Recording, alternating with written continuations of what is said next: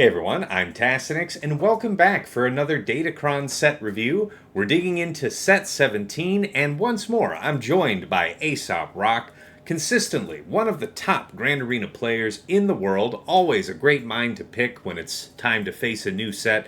Good afternoon, sir. How you doing? I'm doing well. How are you doing? I'm doing great. I'm looking forward to this. It's an interesting set, and I think blessedly a bit more simple than 16. So a bit more straightforward, right?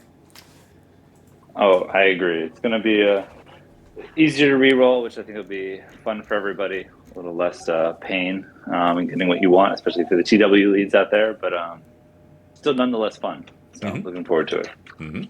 All right, well, let's jump right into it here. First thing to talk about is stats. So overall, the stats are pretty impressive. You've got a mix of everything. That's something that we haven't really seen before. You've got armor penetration, defense, potency, tenacity, health steal, resistance penetration, crit avoidance, crit damage. A really, basically 50-50 split of like offensive and defensive stats.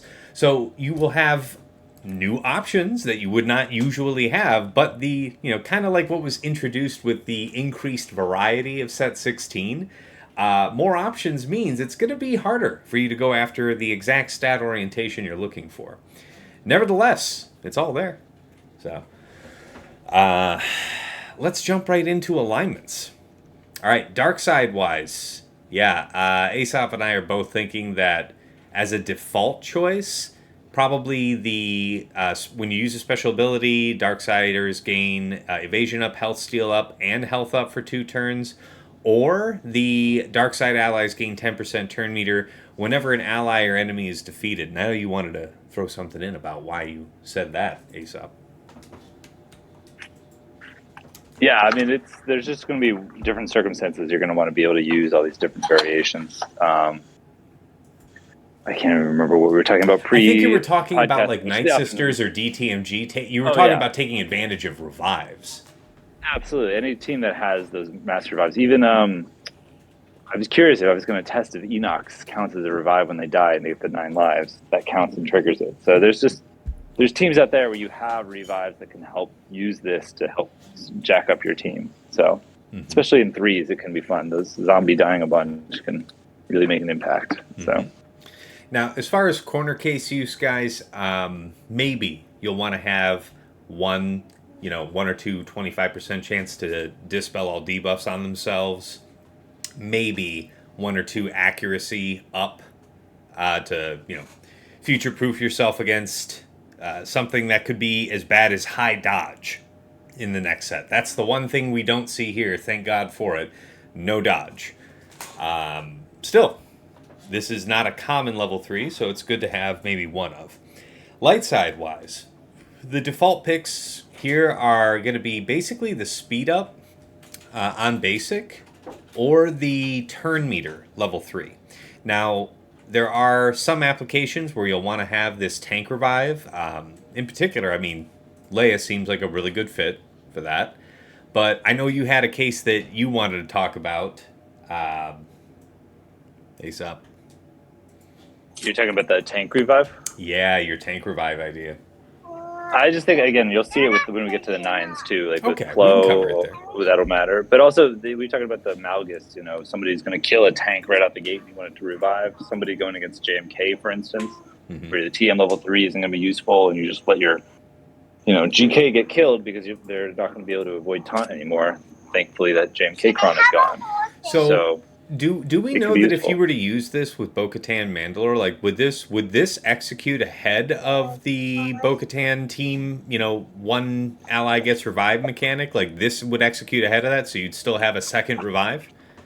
I think so. I think that's worked in the past. I'm thinking like the Vandor's revive and stuff, or other teams have had a revive. I can't remember. I think so. Like I think with DACA's, for instance. Actually, I Okay. don't know. It's a Okay. good question. I don't remember. Yeah, I have that'll tested be it, and I one don't remember the interesting to answer. check out. And then as far as other like corner case use, yeah, the first time each light side ally is defeated, remaining light side allies gain 15% offense and 20 speed, stacking for the rest of the encounter. I mean, intuitively, I feel like this is probably something you're looking at for Ray. maybe gas. Otherwise, I'm not entirely sure. I don't know if that's going to be better than turn meter, because that's kind of ridiculous. Turn meter's really good, Yeah. especially on fast teams. Yeah. Any other comments you had on alignment, sir? No, the alignments aren't anything super special. So it's more about, the sixes and nines with this set. So Yeah. All right, well, let's pop right into the faction. So, Rogue One, out of all of these, there seems to be two that are, having merit. First, of course, the long text one, the so-called long text, and we'll be referring to that a little later. But at the start of battle, all Rogue One allies gain 100% max health and max protection, 60% offense, and 20 speed. And if Jyn Erso is an ally, she assists whenever another Rogue One ally uses an ability. If all allies were Rogue One at the start of battle, whenever an enemy attacks out of turn, expose them for 1 turn, which can't be evaded or resisted, and all Rogue One allies gain speed up for 1 turn and recover 30% health and protection. So it's just one of those. We packed all this power into this particular one. These other ones mostly pale by comparison, with the sole exception of the damage reduction. At the start of each turn, if non-galactic legend Rogue One allies have 50% or more turn meter, damage they receive is reduced by 75% until the end of turn. When do you see yourself wanting to use that instead of this long text, Aesop? I mean, there's anything where you're going to get hit out the gate and you're not going to be faster. And instances I was thinking through, like AdRad Adrad versus or Iden, Adrad versus yeah, DTMG. AdRad versus basically anything where you're usually not going first with an AdRad team, right? Yeah, and it's all about You want to surviving. That's fair. exactly. You might not even need power. This is where you might use some other level 9, right? And so you just take the beating. And the other option we were talking about before is the Mon Mothma teams, right? If you have some rebel fighters on a Mon Mothma team, Yeah. you just get beat out the gate, but you don't die, and then all of a sudden you start your TM train and start rolling, right? So If I was able to roll up like high defense on my Rogue One Datacron or Datacrons, I feel like I'd probably just stick with the long text and hope that the defense compensates for not having yeah, the damage reduction. But it exactly. feels like that's a much safer way to go for those uses you just mentioned. Yeah, I mean, if you know that you're going to be able to TM train, like for the Mon Mothma, that's why I see it being more value. Then you don't need all the extra stats and awesomeness that comes from the long text. Yeah. You just That need to could not work. get walloped early on. Correct, right? So Very fair. I see that. And yeah, the other ones here don't really bear much mention. I thought about the blind. I thought about the bonus turn on enemy defeat. The blind seems pretty just lame compared to the other options. The bonus turn is like a win harder. If you're already killing people, you're already doing fine. You don't need momentum at that stage on the killing of something. These other ones are pretty bum. As far as the Jedi faction ones, though, there is one clear winner. Whenever Jedi allies use a special ability during their turn, they stun target enemy for 1 turn, which can't be evaded or resisted. We have the Giga Stun once more. I long to see what people do with gas when this is on the table. That's going to be fun. People are just going to get slapped. But of course, all of the Jedi teams. What do you have to say about this one? What ideas come to mind for you, Aesop? are we talking about the stun on special? Yes, sir. The Oh man, top line item for there. this is it's back. I think if I recall, this was back when we had the JKL cron long ago. Yeah. That was super OP. I think had this. It is Mm-hmm. fun. Like I rolled this on initial cron and started testing, and it's awesome. You just look at whoever is the most TM, special at you, because like all the Jedi can ignore taunts too, so you can just pick who you want to stun basically. Mm-hmm. At least from an offensive perspective, it is pretty OP. So It's tough to beat, yeah. And then, of course, you might think that, I mean, seriously, compared to that stun, all these really do kind of pale, but maybe you're thinking that the turn meter might be nice. Maybe the retaliate in the case. I know you were mentioning this one, Aesop, with Qui-Gon Jinn. Qui-Gon Jinn has been feeling kind of lackluster as a defensive team the last couple seasons, so the fact that this is a spicy option that you could use I think you mentioned that this could be paired with Heathcloth, and maybe, and you've got something a bit nastier. So I like that. We'll talk more about Heathcloth when we get there, but I didn't want to Yep. exclude talking about the maybe narrow use case for Retaliate. All right, Yeah. Knight Yeah. Six. Sorry, go ahead. No, I agree. I mean, there might be some other cases too that I haven't thought of that could be fun, like a Basti JML lead Watt team or something. Who knows? Fun stuff could be out there, but yeah, Yeah. I think Qui-Gon was the initial one that came to mind. Very fair. Very fair. I mean, think of it. I guess it's something worth considering. I don't know. That's this retaliate effect hasn't usually been that strong in the past. Yeah, I don't know. All right, Night Sisters. Okay, so once more, we've got ourselves a long text. Whenever an enemy is inflicted with defense down, reduce their max protection by 5%, stacking max 50%. Whenever a Night Sister ally gains Foresight or Stealth, all Night Sister allies gain 5% turn meter and critical damage, stacking, until the end of the encounter.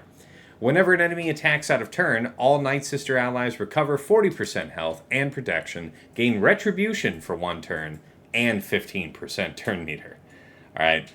Wow. I don't think in our pre-show here I made a note about which Night Sister setup you go with, but of course it's probably going to be this long text, right? No matter which way you go. Or are you thinking the damage reduction offered here? Ooh, well, there is the max health. See that? Whenever allies inflict a debuff during their turn, they deal bonus damage equal to 10% of that enemy's max health. Of course, Plague. That does kind of always sound a little bit fun. But yeah. Oh, there's also Riposte. That's kind of interesting. What do you think about these, Aesop? I mean, there's going to be the new Night Sisters team too, like the Morgan Elsbeth team, like the AV lead until we get Right. the new Mother one is going Right. to be interesting too. So without knowing her kit, like you got to think who applies defense down. It's AV, so there's going to be fun stuff, like it's whether it's long text or the debuff one, or even the what's the other one? The 50% no damage. Like if you run that with the AV and Night and Spirit Morgan Elsbeth combo, right, and just let spirits hit, and you can't get them time it because they're gaining so much TM from the AV lead. Like, especially going into threes, there's all sorts of fun stuff you can play with these, and I don't know, I haven't tested any of this yet, so I'm really curious to kind of get my hands dirty. Yeah, it's difficult to really make a strong prediction out of what we want for Night Sisters out of this set because it is speaking to the new Night Sisters team that we don't fully realize. They know what they're doing, we don't know what they're doing. But this seems like a standout winner, and you might consider the other ones that we mentioned there. Imperial Remnant. Again, we've got a long text here. Whenever an allied Imperial Remnant uses a special ability, all Imperial Remnant allies gain Alert for 2 turns. And whenever an enemy is inflicted with a stack of Blight, all Imperial Remnant allies gain 10% turn meter and 5% crit chance and crit damage, stacking, until the end of the encounter. That sounds good. That sounds pretty good. I feel like, we're probably still going to be rocking set 16 in a lot of spots, I think. But what do you think about this one? So that's competing now with your Night Trooper Cron. How do you feel about that? I'm still thinking Night Trooper Cron. Well, I mean, I think Night Trooper Cron is still going to be superior. That extra attacks and the stacking Blight, and especially the Night 9, Yeah. is just too awesome. It So it's just going to be tough. I think there's going to be some cases right now that set 17 is going to, take out set 16. But I still think in general set 16 is better. Again, that's initial impressions because I'm so much in love with set 16. Very biased. Yeah. Without doing any testing on set 17, but initial glance has me at set 16. Support, attacker, long text are still going to be superior to a lot of these, unfortunately. Very good. Very good. Looking at the others here, whenever IR allies stagger or stun an enemy, they deal bonus damage equal to 35% of that max health. Can't be evaded. That's pretty lame. The crit avoidance and crit chances. Offense stacking. Whenever a debuff on an enemy expires, that could be very interesting. If it weren't for the long text. And I feel like the long text is much more dangerous because Alert is easy to underestimate. At the bonus turn, though, whenever limit once per character per battle, so that means all 5 Imperial Remnant characters could get that bonus turn. That's interesting. That just means, like, wow, think about how you kill that team with Enoch. You're just going to use, like, JKL, stun them, they have vulnerable, and then they lose that bonus turn, right? As soon as they get damaged. That's exploitable. Yeah, All right, I see absolutely. that. Well, and you have to see too if you go with the Enoch 9 on a team, right? And then they can't even be critical hit. So Yeah. Well, we actually just wrapped up the alignments there. What is it? The factions, my bad. Any other comments on these you want to throw them before we start digging into the nines? no, let's get to the nines. All Nines are the fun right. part. All right, first up, and folks, if you saw the last video, the way that Aesop did this, and I thought it was fun last time, we say, winner or loser, basically, on these. This is, fairly early after the set was announced. The conquest for this is a few days away. We haven't even started really farming these. Of course, the Giga Krakens out there already been testing. But that said, this is early days. But we're going to still kind of say who we see as the real, like, winners and losers. So, Night Sister Zombie. What do you say, Aesop? I mean, probably not. Usually you don't want zombie gaining defense. Usually you want zombie dying. Yeah. So maybe. I mean, heal immunity, buff immunity when zombie dies is pretty nice. So, Yeah, that seems like you could offensively use that, right? Yeah, Like, exactly. it seems like it's kind of a win harder against something like a Finn Zori, because you being able to keep, like, Zori out of stealth and whatnot seems pretty, Exactly. pretty nice. Yeah. But not that it stops you from winning the fight, so yeah, fair enough. Yeah, I didn't care for this one too much either. All right, Morgan Elsbeth. Whenever an ally uses an ability on their turn, she assists, limit once per turn, dealing 50% more damage. It's okay. Yeah. Again, without knowing Great Mother's kit, Yeah. like, maybe it's awesome and Morgan Elsbeth hits like a truck. I have no idea, but right now, meh. Yeah. Night Sister Spirit. Whenever she gains Foresight, she also gains 20% turn meter and protection up. The 20% turn meter is pretty badass, and then protection up paired with her Foresight would give her some pretty outrageous survivability. But if you had to choose that or the next one, I think it's an easy call to go with Asajj Ventress. Whenever an enemy is stunned, Asajj takes a bonus turn. Yeah. This team is rife with stun, so that seems kind of hideous. And if you guys are a fan of watching players like Fatal use an undermanned Night Sisters to take on the biggest and baddest Jabbas for greater than 65 banners in some cases, that part of the recipe is in fact just ramping Asajj over the course of the fight, even against Gritcrons and stuff like that. Ramping Asajj is really powerful, so more turns seems like a good thing for her. Yeah. I like that. So I'd say I wouldn't say any of these are must-have right now, but if you got the Asajj one, I wouldn't be in a hurry to get rid of it. Yeah, I mean, again, the Night Sister one might be useful too. Again, Night Sister taking more turns with Morgan Elsbeth, like, she hits hard. You mean Night Sister Spirit? Yeah.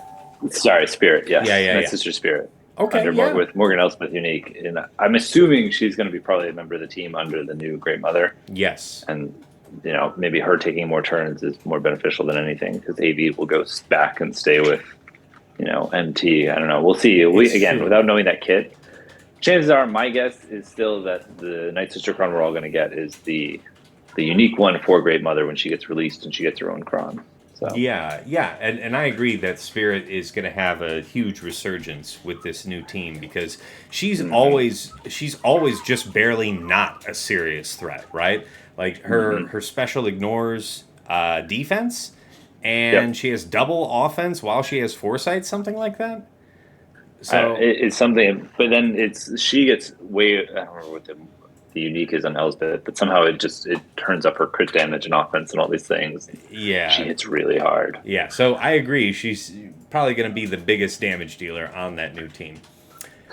Okay, for your Imperial Remnant team, Well, I guess you see so we have Moff Gideon and we have Enoch. I guess let's talk about this Moff Gideon one first. So currently this is bugged, and there's video footage you guys can find out there of this guy going in at the start of battle with that buffs up level 3, where you get the 3 buffs, and yeah, you just crank out like a whole Gungans team. What else have you seen this overpower brutally? QA. I think it's sold as a QA team too. Yeah. So Um, if yeah. you get this cron together this way, I don't even know that you're actually going to be able to get use out of it in the first week of 3 versus 3, because CG's already put out the note that they're aware of it. It is very clearly not intended that one character should do all this, like particularly not even a galactic legend. Yeah. So look for that to change. If you get it, if it's able to be used, it'll be usable, but I wouldn't make a Yeah. special effort for it. It's almost certainly going to be nerfed and adjusted. I still think it's going to be usable. I wouldn't say don't get it. I think it's still going to be one of the, because what's fun about Moff Gideon too, it's plug and play. Like he doesn't have to go with a remnant team, Yeah, so you can plug him into. Padme is going to be a free agent again now that she doesn't have Padme Cron, right? So Gidme is coming back, and so you can start to get creative of what you're going to do with it, especially in threes. Gidme and create in threes was always really good. So yeah. you know, I just wanted to caution people. I'm not saying don't get this by oh any yeah, means, for sure. I'm yeah, right yeah. there with you. It's just what it's capable of doing right now is definitely more than I Correct. think it's capable of doing by the time we get to that first week of threes. Absolutely. Yeah. That's I'm 100% with you on that. So Yeah. All right, Captain Enoch. Yeah, at the start of battle, if Captain Enoch is in the leader slot, all other Imperial Remnant allies are immune to critical hits until he's defeated, and he gains 50% max health and protection. Whenever Captain Enoch is critically hit, tank allies taunt for 1 turn. So it's meant to kind of juggle you, right? Like Aesop and I were talking about this, and he was saying this doesn't really seem like it's necessary because you've already got practical crit immunity unless they're doing something like vulnerable on you. So what is this really adding? And it's like at best it seems like it's meant to be kind of a juggle, right?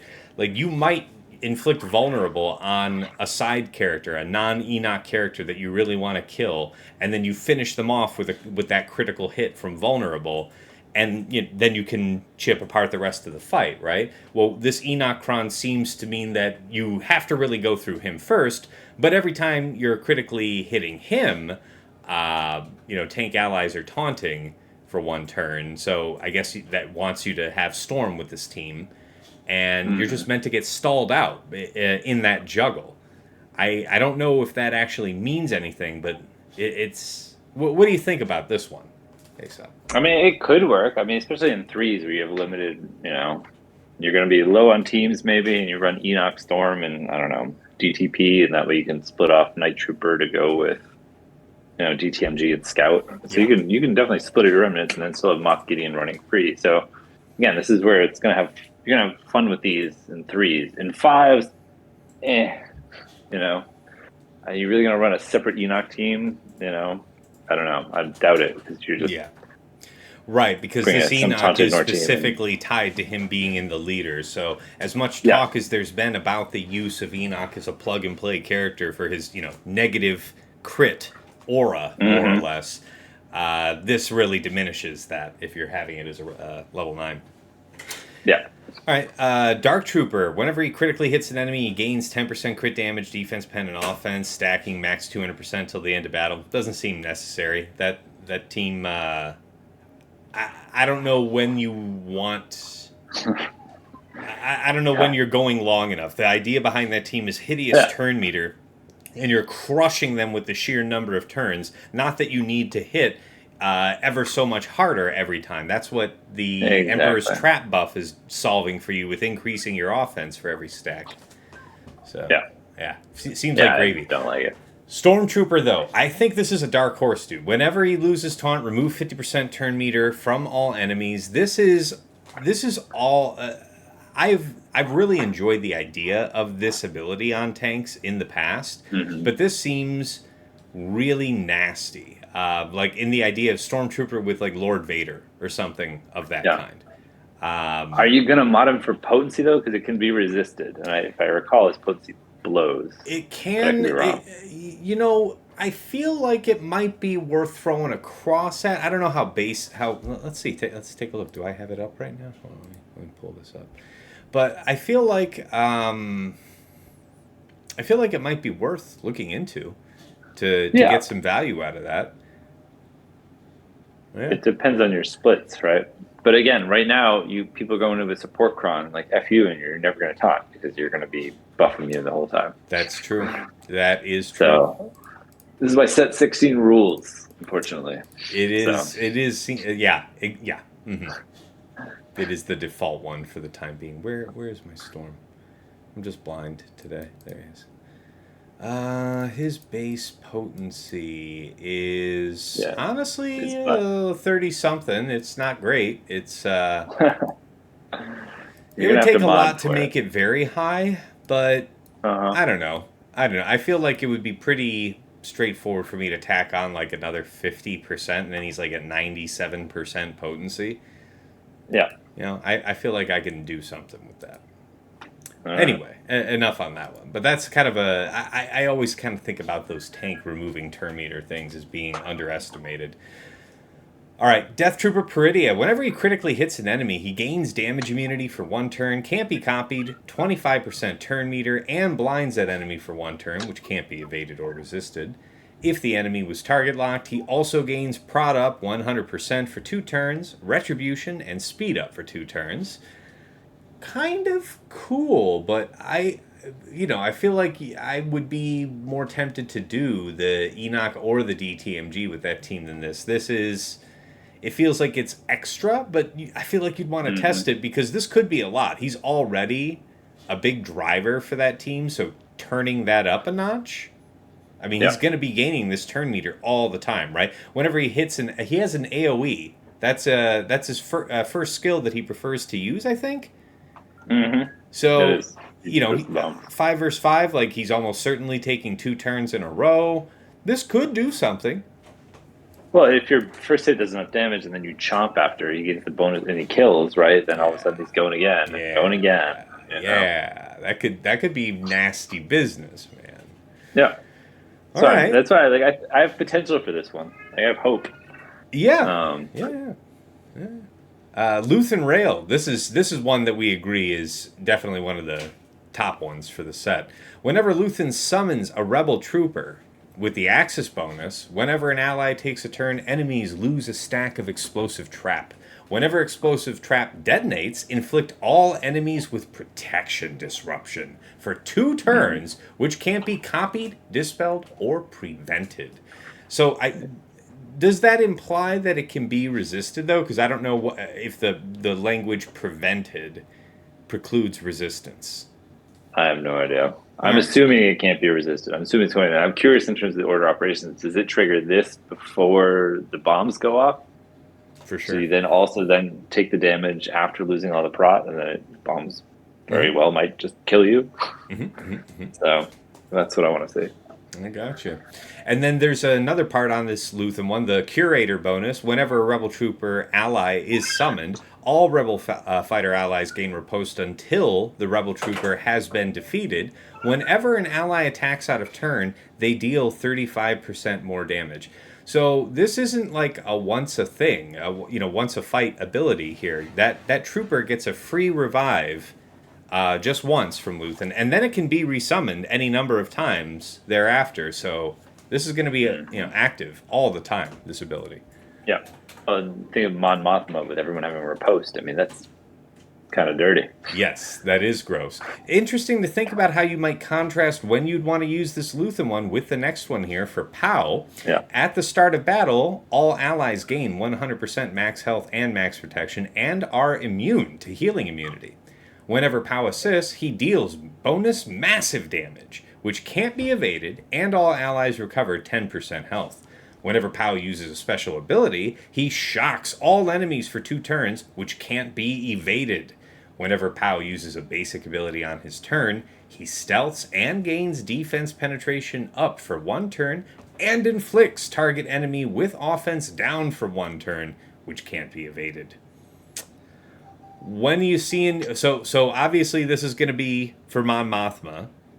Well, it can be used for other things too. I was playing with this Hmm. with Leia, with Adrad. You can have all sorts of fun things. Don't I know it seems like it's meant for just um, whatever No, meant it for doesn't. You yeah, but you actually. can I yeah completely overlooked. There's no type of faction tag or restriction. At the start of battle, all allies yeah gain 100% max health and max protection and are exactly immune to healing immunity. That's yeah pretty hideous. yeah. Put that on a Ray team, for instance. Like we have this fun stuff out there. We can have some fun with these, right? Oh, that's horrific. That is so. That might be like one of your most plug and play light side Yeah. teams. I mean, I guess you could even technically use it with dark side, but yeah. All right, that's pretty cool. K2, whenever he loses taunt, remove 50% turn meter from all enemies. This one's actually pretty neat because I want to say there's potency up on, the teams that he would be with. But also, very interestingly, he loses taunt all the time and then gets it back. So this would be popping off all the time, potentially. I don't think it's must have by any means, but potentially interesting if you happen to stumble into it. Yeah. This Cassie wants it Yeah. dead though. We'll play with it. But again, the problem is you really, if you're going to have K2, you're going to want Cassian there. Yeah, And Cassian with support Kron is just fantastic. So it's true. I mean, it's, that's an integral part to this Sana Rolo counter, right? or anything, you can use them for other stuff too. So it's just, yeah, fun stuff out there. So, Yeah, fair enough. But yeah, this Cass. Speaking of Cassian, his Cron seems pretty eh. Cassian has plus 5% max health and max protection per relic amplifier level, and damage they receive is decreased by 15%. There's no thing baked into him where until the enemy deals with him, they can't do something else to Cassian's allies. There's nothing cooked into him like that that would make you feel like, oh man, I'm so glad I got that Relic 9 Cassian for TB, and now I can capitalize and make this guy, a significant lightning rod. It's just a dud. Death Trooper Pretty, this is here twice. I guess they listed some of yeah, these twice in here. yeah. Yeah, all And they right. do it again on the next one. Yeah, yeah, yeah. All right. Well, here's one of the other, stars of the show, Plo Koon. At the start of battle, Plo Koon gains 100% defense and max health and protection. Whenever Plo Koon uses his basic ability, he deals 25% bonus true damage based on his max health, which can't be evaded. Whenever another ally uses an ability while buffed on their turn, Plo assists. Whenever Plo uses a special ability, stun all enemies for one turn, which can't be evaded. Whenever Plo gains defense up, which is something his third does at the very least, he also gains 5% max health, stacking indefinitely, until the end of the encounter, and whenever defense up expires, he taunts and gains damage immunity for one turn, and inflicts ability block to all enemies for 2 turns, which can't be evaded. I don't think they could have packed anything else into this. This is a must-have. Yeah, it's fun. It's a good time. Got any novel ideas? I mean, I know this seems like a slam dunk with JML. You were saying possibly with JMK. Anything else that seemed, Exactly. outside of those two? The only outside the box one would be like a CWC lead, like somebody who's giving you defense up all the time, right? And just them, or even Tarful, right? Who could be calling to assist. You don't have to be Wookiee, but it obviously helps. But anybody who's using buffs and specials and calling Plo to assist, who's just ramping his offense. Right, it says whenever Um, another ally uses an ability while buffed on their turn. I mean, there's no faction restriction. There's very, very little to stop you. yeah, and I'm always curious though, because sometimes they say that, and then you go test it, and you find out it is faction, and they just didn't describe it well Yeah. because it's CG. So CG English. Yep. So we got to do some testing to see if any of it might be plug and play. It might also not be plug and play. Fair enough. So, All right, here's another one. This is something that a lot of people are excited about. Heath Koth is one of the most disused characters in the game. He's exactly in the position that we thought about Mason before he got his rework a few years back. He's just a complete, not competitive kit. So they decided to give him this level 9, which adds the following. At the start of battle, Galactic Republic Jedi allies gain 100% offense and 20 speed, and are immune to buff immunity. Eth Koth gains plus 100% max health and protection. If the leader is a Galactic Republic Jedi, whenever they take damage, Eth taunts and gains foresight until he evades. Whenever Eth evades an attack, he gains 10% turn meter, and all Galactic Republic Jedi allies recover 20% health and protection.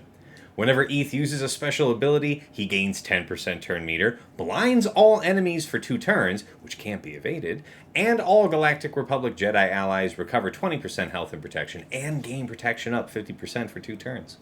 Whenever Eth uses a basic ability, daze target enemy for 2 turns, which can't be evaded, and whenever a Galactic Republic Jedi ally gains foresight. So, hi, Grandmaster Yoda.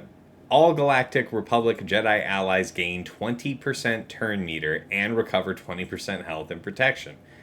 It's just a wealth of passive effects. Whenever he should take a turn, it's going to be significant, whether it's a special or a basic.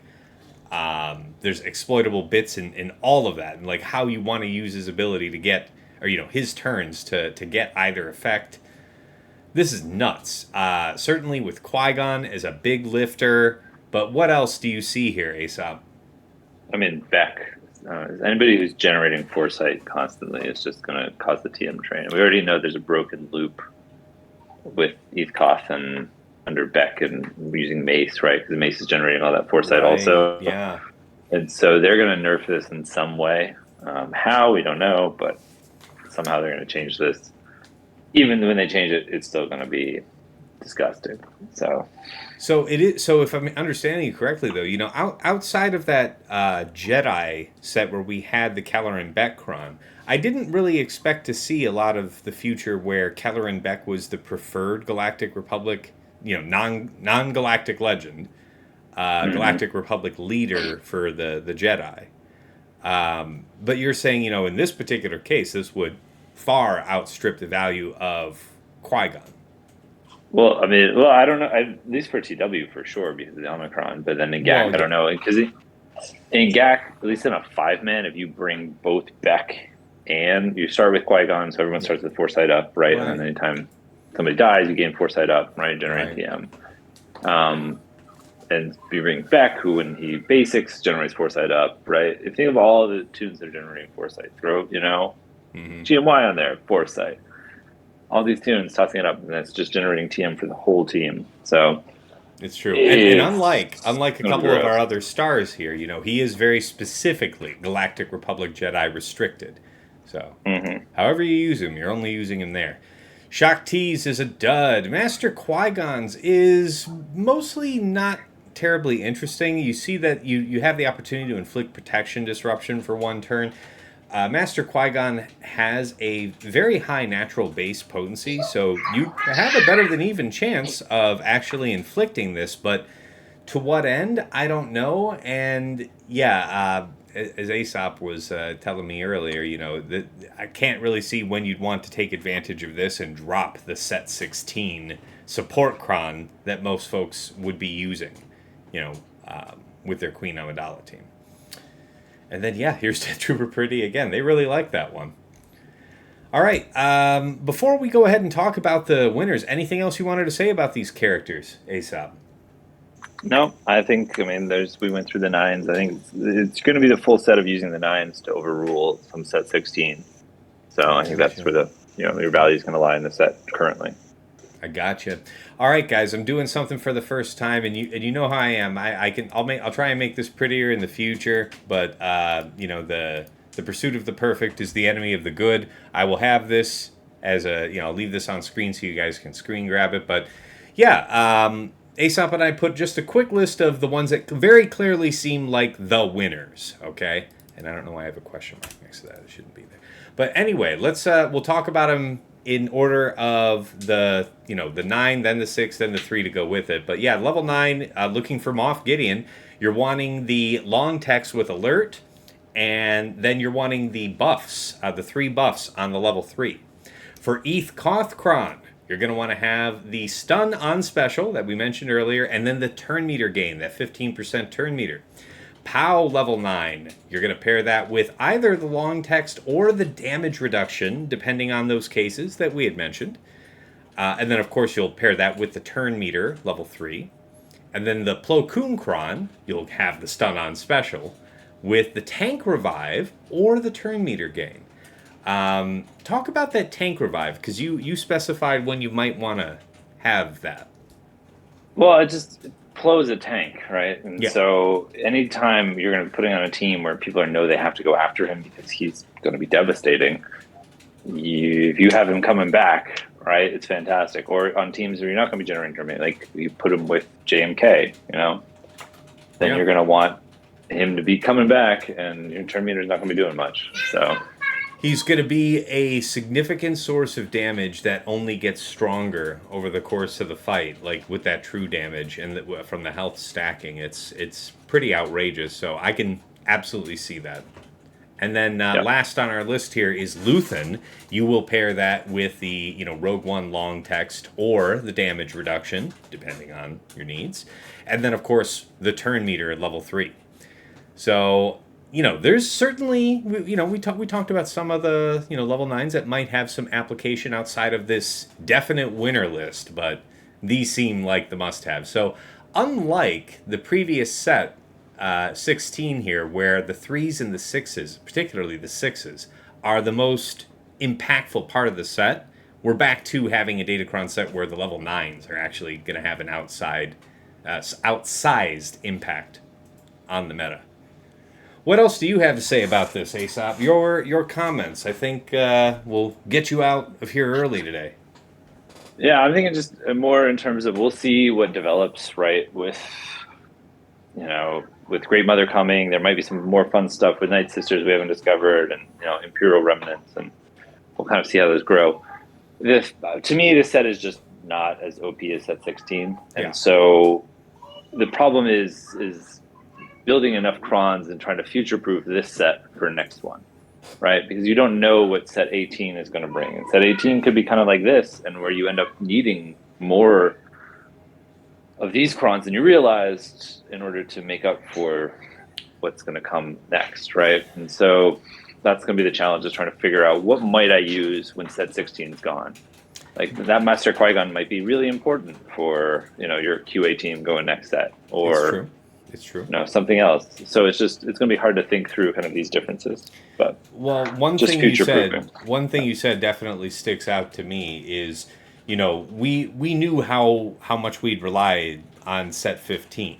So we all made sure that in addition to making sure we got as many crons as we needed out of set 16, we made sure that we got more than what we needed because we knew how many set 15s we're going to have to replace when it goes. And so too it will be when 16 goes. You're saying, it seems you're implying, outside of the crons that really stand out from this set, we'll mostly be relying on set 16 until it's gone. And I think that's right.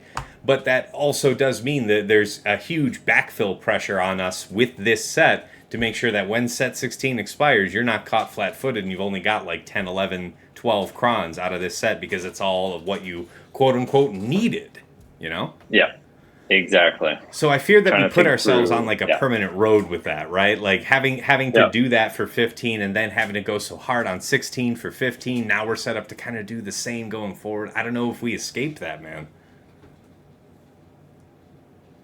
No, I don't think you do. I think you're, unfortunately, I highly recommend just kind of thinking through what crons you might need. Like if there's no more Jedi cron in the next one, fill out all your Jedi teams with this. So just start thinking. That's fair. All right, man. I think that's about it. Thank you, everybody, for tuning in. It's going to be a fun new season here in Grand Arena going into this next 3 versus 3. As always, Aesop, thank you so much for your time. Always a pleasure to get your insights. Anything you want to say to the people before we sign off? No, I appreciate the time and the opportunities as always. And, each time I do this, I learn and think, and the focus on it helps me come up with some new stuff that hopefully we can try and figure out and have some fun with. All right. Well, Until thanks again for your time, and we'll see each other again for the next video. It's always a pleasure. But yeah, good luck in your preparations, folks. Good luck with this next conquest as we work on unlocking the new Exile Ezra. And until next time, it's been real. It's been awesome. It's been real awesome. Take care.